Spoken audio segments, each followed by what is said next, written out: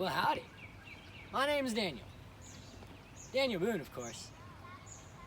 I was born on October 22nd, 1734. My father's name was Squire and my mother's was Sarah. I was one of 12 children raised as Quakers. I loved to be outside.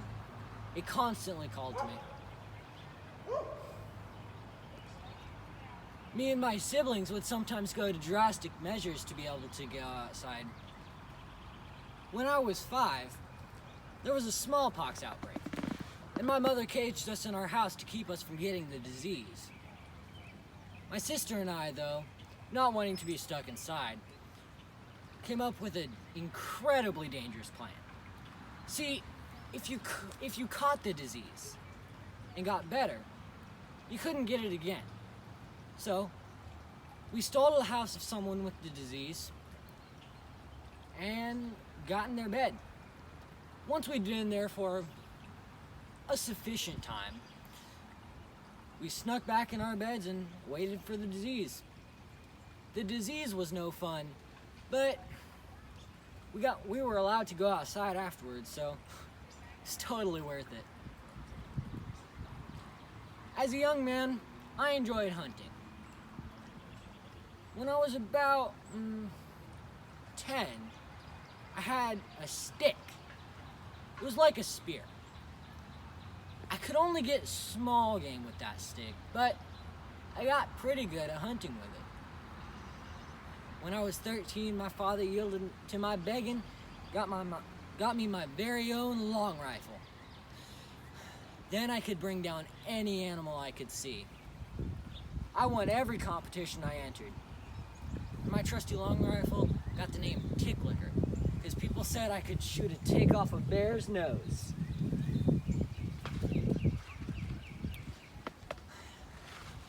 At 14, I was watching my father's cattle when I saw these tracks and forgot all about the cattle.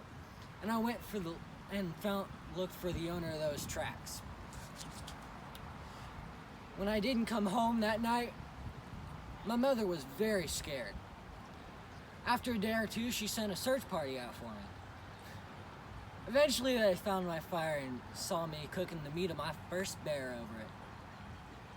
At 19, I attended a wedding and met Rebecca Bryan. She was 15 and shy, like me, but we immediately liked each other. I intended to marry her, but when the French and Indian War broke out, I felt like it was my duty to protect my father's land and join the army despite my Quaker beliefs. I became a wagoner. I drove supplies to troops that needed it. But when I saw a massacre with my own eyes, it was too much, and I fled. In 1756, I was able to go back and marry Rebecca. Eventually, we had 10 kids together. During the French and Indian War, I met a man named John Finley. He told me about this wondrous land called Kankakee. I just knew I had to go there, and I tried, but I failed. Thankfully, our paths crossed again, and he was able to clarify his instructions. Turned out, I'd gone the wrong way. Well, with his clarified instructions, I was able to make it through the Cumberland Gap and make it to this wonderful land. I saw it and I knew I'd have to bring my little girl, that's what I call Rebecca, and my kids here someday. In 1774, I met a man named Henderson, who 1 year later would ask me to blaze a trail to a plot of land he had here, build a settlement on it, and lead settlers to it. That's probably what you most know me for. The Wilderness Road in Fort Boonesboro.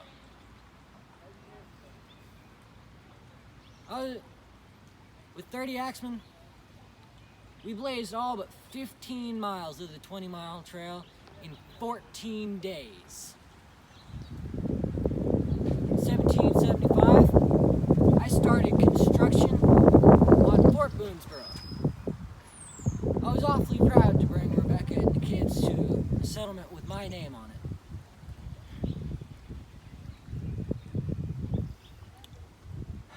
land was good, and it was worth fighting for.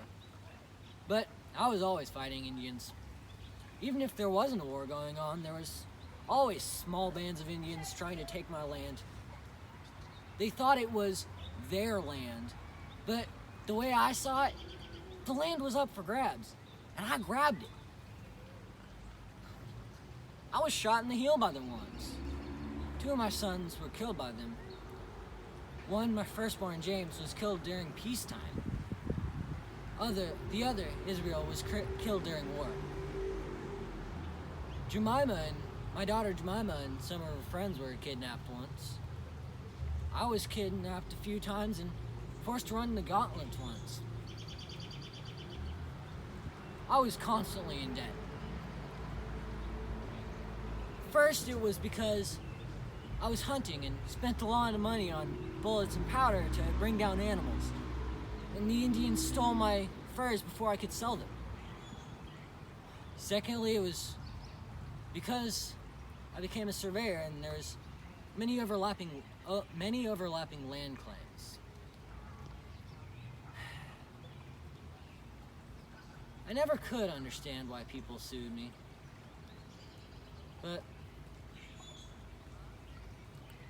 I was elected into the Virginia Assembly.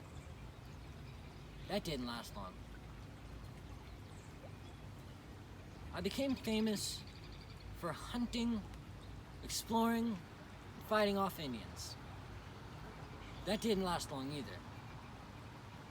I was awarded 1,000 arpents of land in Missouri in my old age, but I had to sell most of it to pay off debts in Kentucky. It was all too much for me. September 26, 1820, I decided to lay down and die. I was buried next to Rebecca near Jemima's farm in Missouri. 25 years later, my remains were taken and put in Frankfort, Kentucky. That's where I currently rest.